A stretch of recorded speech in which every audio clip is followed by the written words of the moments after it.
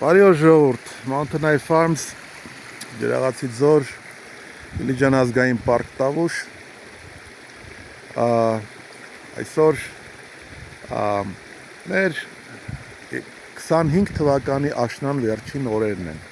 մնացել է վերջի շաբաթը, վերջացավ մեր աշունը և մտնում ենք ձմեռ, մեր սևանգուսների և դորպերների հետ միասին մնալու ենք բնականաբար Ջրաղացի ձորում ձմռան ամիսներին, ինչպես նաև լքված Գեղաթափ բնակավայրում, որտեղ գտնվում է մեր ձմեռային ճամբարը։ Սա Ջրաղացի գետն է, Ջրաղացի ձորի Ջրաղացի գետը, որը ուրեմն Խաչարձան գետի վտակներից մեկն է, միգուցե ամենամեծը,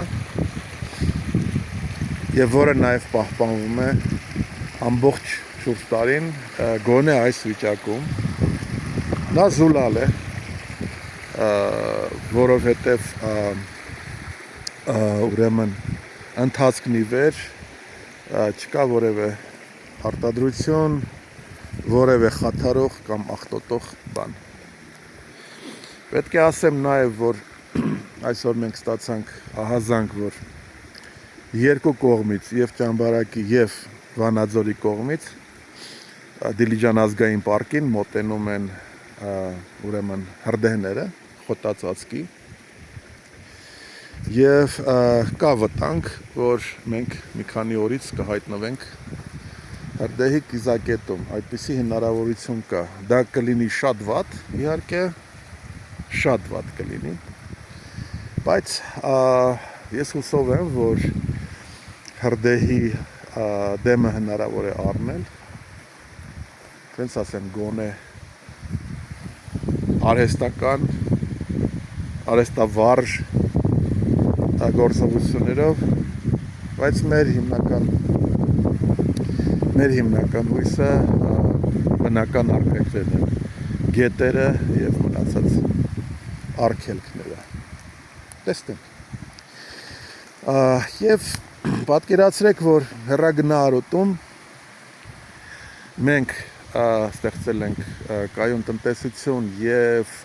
մենք ունենք ուսումնական և ծառայությունների կենտրոն, դանդաղ բարձրացնեմ, այստեղից երևում է, այստեղ աշխատում և ապրում է անձնակազմ և ճիշտն ասած մենք նույնպես այստեղ աշխատում և ապրում ենք մեծ սիրով, եթե ստիպված չենք լինում գնալ Երևան, տարբեր տեսակի ոչ հարիր և հաճելի պատճառներով, ցավոք սրտի, և սա հնարավորություն է տալիս հասկանալ, հենց այստեղից հասկանալ, և սահմանամերձ գյուղերի դատարկման պատճառները, նաև սահմանամերձ քաղաքների դատարկման պատճառները, ընդհանրապես ինչի է այդպիսի ուրեմն միգրացիոն հոսք տեղի ունենում հատկապես գյուղերից դեպի քաղաքներ և ոչ միայն դեպի Հայաստանի քաղաքներ իմջալոց, այլ մարդիկ նույնիսկ հեռանում են դեպի արտերկիր գյուղերից և խեկի խոշոր եժարկենթայիների գլխաքանակի անկման վիճակագրական տվյալները, որոնք իմջալոց հանրորեն հասանելի են, խոսում են հենց դրա մասին, վերջի 10 տարում 30 քանի տոկոս, 32, 33, այaz երբեք դիտարկում, դիտարկումը գալիս է հունվարի 1-ի դրությամբ։ Եվ դա ուղղակի արդյունք է նաև այդ միգրացիայի կամ ժողովրդի լեզվով ասած ուրեմն գյուղերի դատարկման։ Ինչ է երևում այստեղից, պատճառները որոնք են։ Պատճառները ըստ մեզ նրանք են, որ այդ գյուղերը ժամանակին կառուցվել են ոչ այնտեղ, որտեղ որ պետք է կառուցվեին, կամ այսպես ասեմ, գյուղեր կան, որոնք նույնիսկ տեղափոխվել են։ Հին ժամանակներում գյուղատեղը եղել է մի տեղ, սովետական ժամանակներում գյուղատեղը տեղափոխվել է։ Տեղափոխվել է տարբեր պատճառներով։ Պատճառ համար առաջին, այնտեղ որտեղ որ կարելի է ստեղծել բնակահավաք կամ մարդահավաք, ինչ որ մի արտադրություն, դա կլինի մեծ ֆերմա, որոշ գյուղերի դեպքում դա եղել է նաև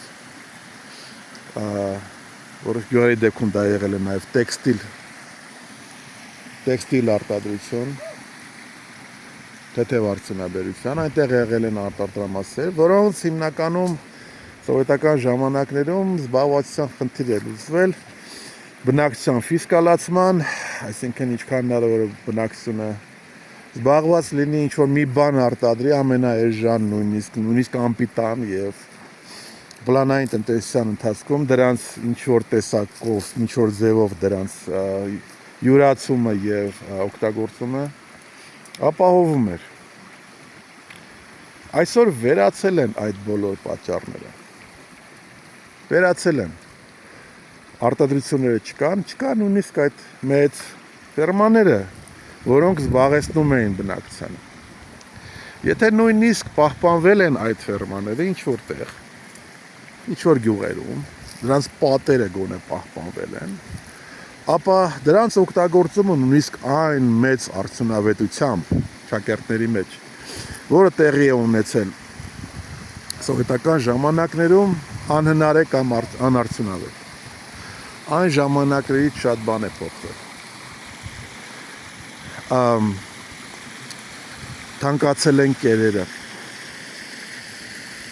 Թանկացել են կերերը եւ պահելով կենթայիներին գոմում եւ կերակրելով բերովի կամ գնովի կերերով, դա ամենաանարդյունավետ անաստապահական այսօր սխեման է, որի պատճառով միջելոց, որովհետեւ իներցիայով այդ սխեման ավանդական դեռ շարունակվում է, մենք ունենք հենց այդ անասնագլխականակի անկումների պատճառներից մեկը դա է։ Ամբողջ գյուղատնտեսությունը խոշոր եժար կենդանիների 95%-ը գտնվում է անհատ մարդկանց ձեռքին։ Այսինքն հենց այն գյուղացիների, որոնք զբաղվում են գյուղերում այսպես կոչված անասնապահությամբ։ Այսինքն անասնապահության բեռը դրվել է այն գյուղացիների վրա, որոնք աշխատանք չլինելու պատճառով, գյուղում աշխատանք չլինելու պատճառով, զբաղվում են ինչ-որ ընտանիք կենդանիներ պահելու գործունեության, որոնք իրենք համարում են գյուղատնտեսություն կամ անասնապահություն։ Այդ զանգվածը, այդ մարդկանց ընդհանուր այդ սոցիումի որակը հիմնականում ցավոք սրտի կրթական ցենզի բացակայություն, որոշ կյանքի փորձ, որը հիմնականում ես համարում եմ գյուղերում ողջ մնալու կյանքի փորձ, որոնք իրենք ձեռք են բերել իրենց ծնողներից, պապերից, միգուցե դա գյուղում ապրելու եւ ինչ որ չափով մեր նաև ազգային ավանդույթները պահպանելու մարդկանց խումբ է դա, բայց չէ որ այդ մարդիկ զբաղվում են այդ գործունեությամբ, որովհետև աշխատանք չկա, ուրիշ այսինքն իրենք դա անում են ստիպված։ Եվ այդ մարդիկ հիմնականում երիտասարդները չեն, ժողովուրդ։ Երիտասարդները չեն, հիմնականում տարեց, միջին տարիքի, որոնք պետք է զբաղվեն ինչ-որ բանով, որտեղ երիտասարդները գյուղերից հեռանում են։ Սրանք հիմնական պատճառներն են։ Ոչ ոք չի սովորեցնում մարդկանց վերականգնողական արածեցման, որ կարելի է շուրջ տարին առանց կեր գնելու, թանկ կեր գնելու, ստանալ կիլոգրամներ, միս, կաթ, պանիր, ես չգիտեմ էլ ինչ։ Եվ էժան, բայց դրա համար գյուղը չպետք է գտնվի այնտեղ, որտեղ որ հիմա կա։ ասֆալտի կողքին, որտեղ օրինակի համար, չգիտեմ, կարելի է մեքենայով գնալ, ինչ որ կովեր տեսնել փողոցներում, թափառող ճանապարհների վրա, անցնել եւ ասել, մենք տեսանք կովեր, կամ մենք տեսանք ոչխարներ, նկարահանել։ Դա չի գյուղը։ Գյուղը պետք է գտնվի հեռահար արոտներին կից, որտեղ որ կարելի է ապրել եւ աշխատել։ Այնտեղ պետք է գտնվի գյուղը, որպեսզի կարողանա գյուղը արտադրել, դառնալ ֆիսկալ, օգտագործել ուրեմն չյուրացված, դեռևս չօգտագործող այդ ռեսուրսը, որը կոչվում է հեռահար արոտներ, Հայաստանի Հանրապետության տարածքի կեսը։ Եվ որպեսզի դրանք չոչնչացվեն, այդ արոտները ոնց որ հիմա են արվում, խուժան եւ անկառավարելի արածեցմամբ, ապա այդ արոտավայրերը հարկավոր է օգտագործել վերականգնողական արածեցման կանոններով, որպեսզի նրանք չոչնչանան։ Ընդհանրապես այն արոտավայրերի այն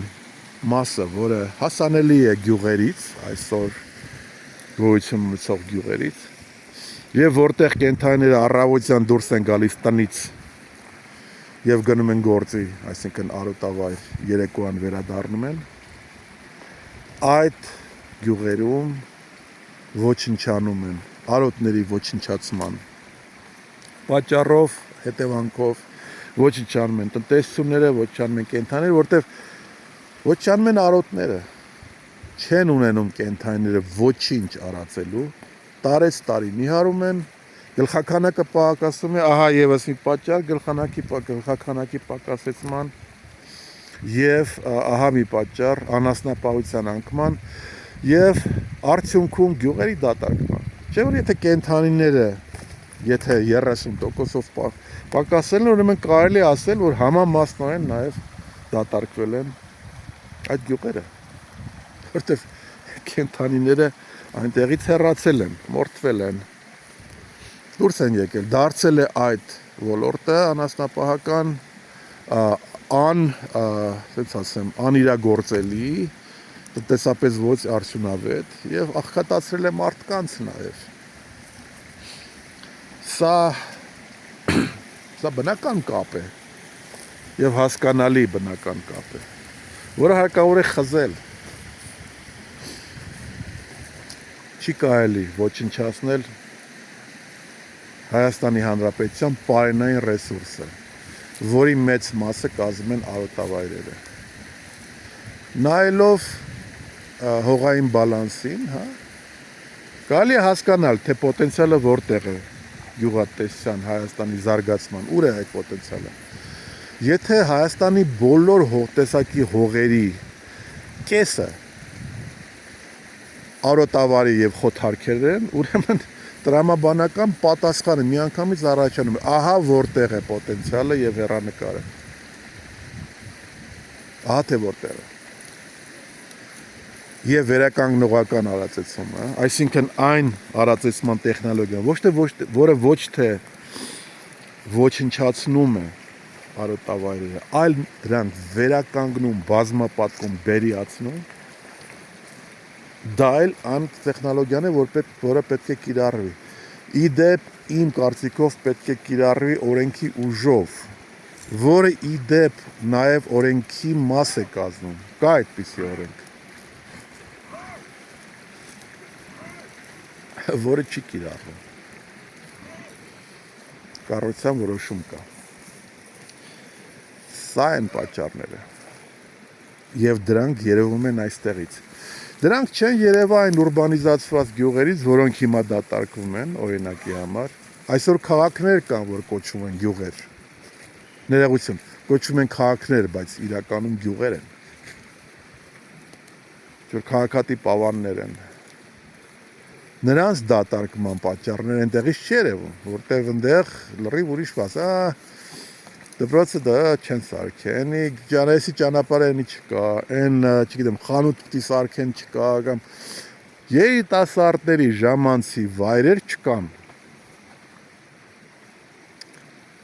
երիտասարդների ժամանցի վայրեր մեր տարիքում էլ չկային։ Դա փոխարինվում էր օգտակար ժամանցով, որը եւ ժամանց էր եւ կրթություն։ Եվ դա դիսկոտեկը չէր։ Հա, երիտասարդները այն ժամանակ էլ էին ապրում, բայց բոլորովին ուրիշ տեղ էր։ Եվ ավելի հաստատուն էին մարդկանց միջև փոխհարաբերությունները։ Ցավոք սրտի իմ ժամանակը վերջացավ։ Ժողովուրդ, հետևեք մեր ալիքին, տարածեք մեր տեսանյութերը, հավանեք, կոմենտներ գրեք, հարցեր տվեք, որոնց ես մեծ ուրախությամբ կպատասխանեմ, ինչպես նաև այցելեք մեր կայքեջը, որտեղ ոչ միայն կարող եք ծանոթանալ մեր աշխատանքին, գնել առցանց մեր արտադրանքը, այլ նաև կարդալ շատ օգտակար ինֆորմացիա, որը ցավոք սրտի ուրիշ ոչ մի տեղ չի տպագրվում։ Շնորհակալություն եմ հայտնում ձեզ եւ կտեսնվենք։